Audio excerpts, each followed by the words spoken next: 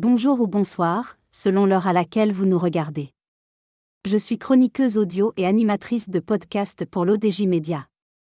Aujourd'hui, je vais vous lire, mot pour mot, la chronique de Mohamed Aï Belhassan, consacrée à l'essor stratégique des relations entre Rabat et Abu Dhabi.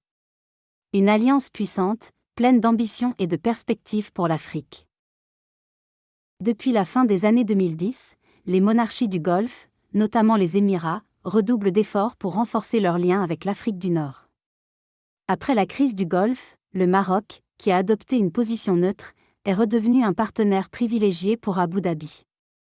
En 2021, avec le lancement de la stratégie Morocco Now, le royaume a consolidé son rôle en tant que hub industriel et logistique, attirant ainsi l'attention des Émirats. L'auteur ajoute que cette dynamique de rapprochement s'est traduite par de véritables projets structurants d'envergure internationale. La coopération entre Rabat et Abu Dhabi se renforce autour de projets majeurs.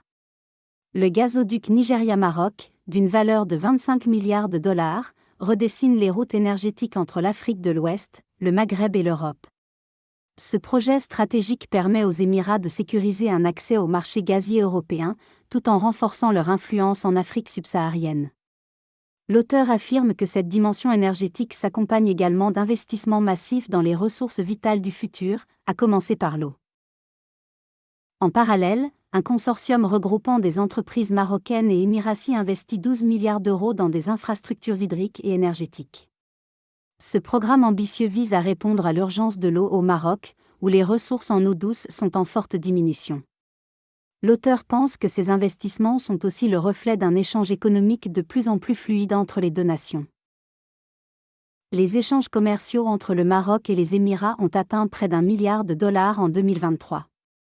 Les deux pays négocient actuellement un accord de partenariat économique global, qui pourrait faciliter les échanges et stimuler les investissements. Ce rapprochement témoigne d'une volonté politique de long terme, visant à institutionnaliser les relations commerciales et à mutualiser les expertises dans des secteurs clés comme l'agriculture, la logistique et le numérique. L'auteur souligne que cette coopération dépasse largement les simples intérêts économiques, pour devenir un facteur de stabilité régionale. Dans un contexte régional incertain, l'alliance entre Rabat et Abu Dhabi se présente comme un pilier de stabilité politique et économique. En unissant leurs forces, les deux pays illustrent une nouvelle forme de coopération sud-sud, avec des avantages mutuels.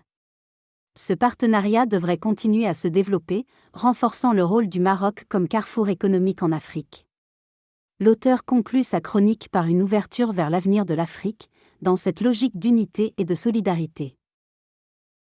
La coopération sud-sud prend de l'ampleur sur le continent africain, avec des pays qui cherchent à s'unir pour faire face aux défis communs. En renforçant leurs liens, les nations africaines peuvent créer des opportunités économiques durables et favoriser un développement inclusif. L'exemple du partenariat entre le Maroc et les Émirats en est une illustration parfaite, montrant que l'union fait la force. Merci de nous avoir suivis pour cette chronique que j'ai eu le plaisir de vous lire avec rigueur, en respectant à la lettre chaque mot de l'auteur Mohamed Aï Belhassan. Rendez-vous très prochainement pour une nouvelle chronique sur l'ODJ Média. À très bientôt, ici ou ailleurs, pour continuer à décrypter le monde qui vient.